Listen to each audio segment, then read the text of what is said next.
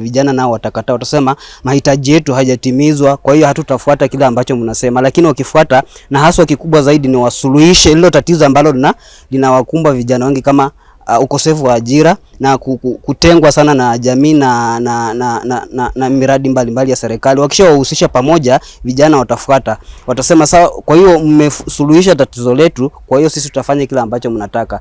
Ni uwezi saidia mtu ambaye mtu mwenye njaa haiwezi kusikiza kama hujampea chakula.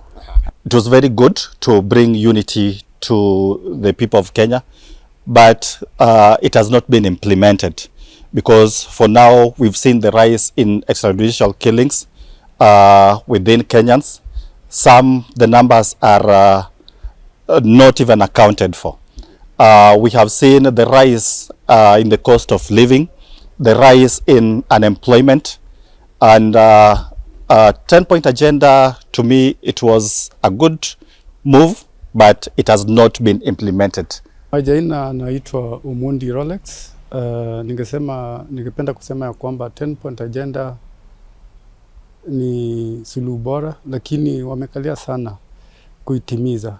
Wanafaa waitimize as soon as possible, na ningesema kusema vile baba alikuwa anasema, kama sio sasa ni sasa hivi, kwa sababu wakitimiza hiyo 10-point agenda, Kenya itakuwa na amani, ile amani na kwa pamoja, national cohesion and unity, ili watu wakue